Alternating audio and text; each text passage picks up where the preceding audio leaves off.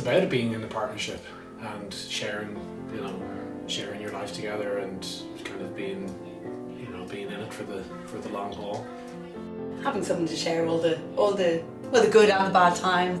Imagine parenting without having a partner. I have huge respect for people who are doing it on their own. Yeah. Like it just helps to have a team, doesn't it?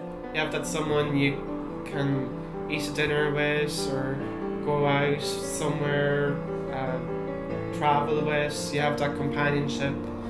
So I think for us it means everything, that we have each other.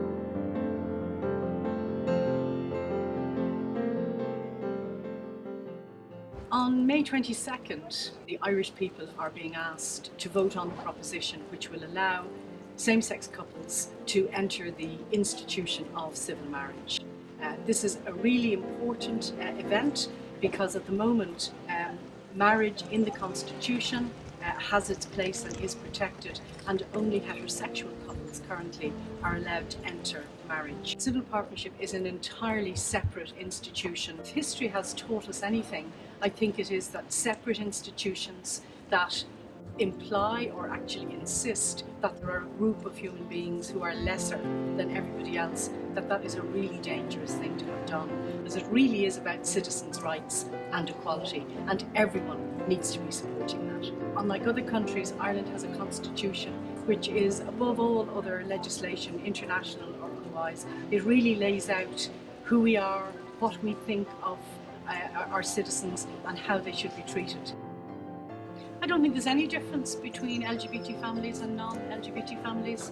They get up in the morning, they have their porridge, they go to school, they do all the things, but in terms of how they feel, are they full citizens? After May 22nd, if we have a yes vote, that will be the biggest difference, that the status and standing of those couples and their families will finally be equal to everyone else's. It's a simple thing that so many of us don't think about because it's not an issue for us. Like for us, it was never an issue to get married. It was just something that we decided when the time felt right. And I think the really important thing about the referendum is that when we did decide to get married, it was so easy for us. I mean, we decided to get married and we were married, we were married maybe 3 weeks later. But it was as easy as that for us. We made the decision, we did things exactly as we wanted to do them, and it was a wonderful day and there was no stress and no hassle. And that's why I think the referendum is so important, because for somebody who wanted to make that decision and to be told, no, it's being decided by others that can't do that is terrific.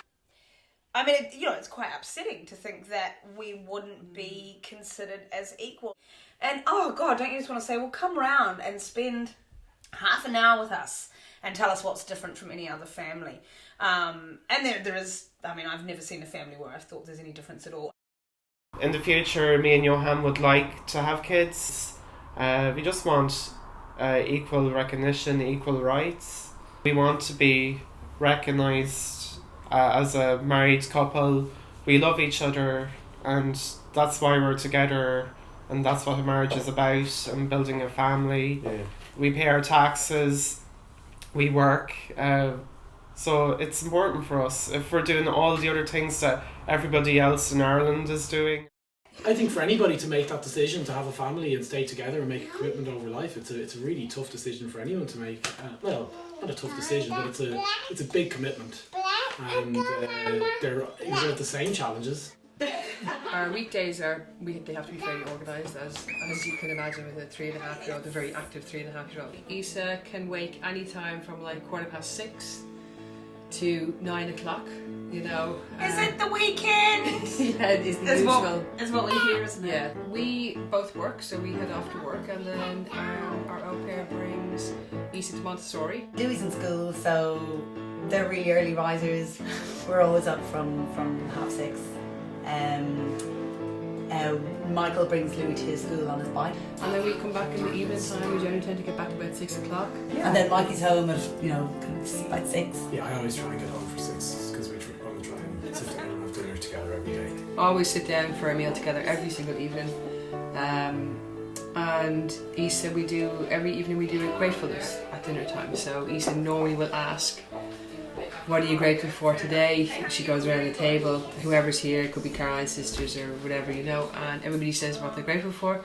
And then Isa's one is usually, I'm grateful for my dinner, I'm grateful for... She likes, I'm grateful that we're all together. I mean, we're as boring and banal and joyful and, you know, happy and sad, and we growl and we, you know, enjoy as much as any other family that I can think of. And what's the difference? There is none.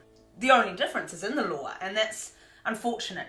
Because shouldn't the law be kind of ahead of us in some ways, or shouldn't it be a representation of what makes us best as a society? If this referendum doesn't pass, we then have to explain to her that actually this country does not recognise our family the way it recognises your Auntie Orla and John, or whoever it might be, you know, and that's a situation I don't want to have to do, to be honest with you, because I am taking away a piece of her understanding of family and our family. We have to keep quiet because I cannot kiss him in the street or say something. Or even give a hug, you know, we don't even hug each other on the street, we don't hold hands. I cannot kiss him in the street or in the coffee because the people look at us like, oh, what? Usually, for me, when I meet people at the start and they see the ring on my hand, you know, they say, oh, are you married? And I go, not exactly. So I have to explain that I'm civil partnered and it's with a man. And then, you know, you have to see if people are okay with their reaction, you know, are they comfortable with it. But we're very, like, considerate of people, you know, we don't want to make them feel uncomfortable, you know, but we want to be able to say we're married and I'm married to a man, you know, I'm civil partnered. And for me, I don't want to be saying my civil partner anymore. I want to be saying my husband, the man I marry. I currently would describe Caroline as my partner, okay? And I would love to get to the point where I'm able to say, this is my wife, or this, you know, I have a wife, and for people not to recoil. I'll be your wife. If I let you.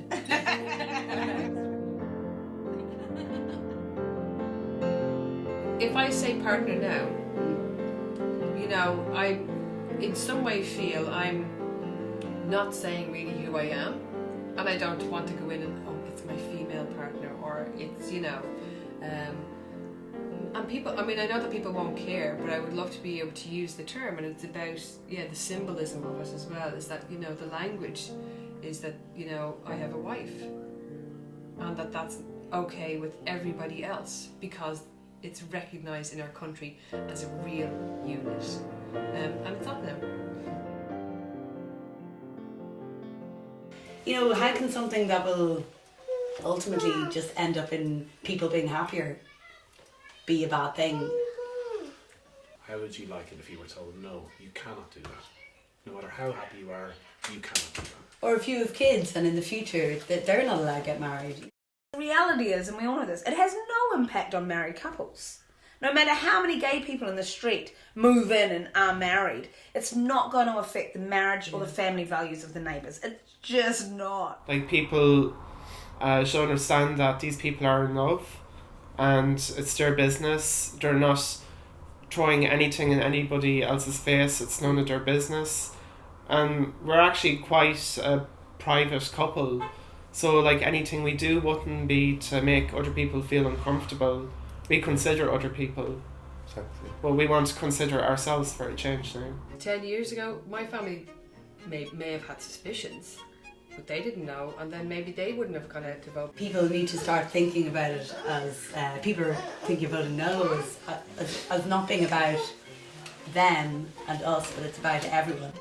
Me 10 years later, here with Caroline, having our family, having another child on the way, it blows my mind, and I still never forget though that feeling of, oh my God, I'm going to come out and then my world is going to end, and it didn't end. I would like to say for everybody, I have a husband and I have a gay life, and I feel so happy with my decision, with my marriage, my husband, my gay life. So I wanted to say for everybody like that, and not say silence for the rest of my life. I think that Ireland wants to be proud of itself, and that means growing up, and it means shedding some of its very conservative Catholic history. Not to say that Catholicism will not always be an important part of Ireland, but so do other things like equality and secularism and welcoming people of different countries and different types. And this is a chance for Ireland to show, I think, the world as well that it's grown up and that it treats equality really seriously. Equality. Equality. Equality sees no difference. No difference. Sees no difference. No difference. Equality sees no difference. Equality sees no difference. no difference. Equality sees no difference.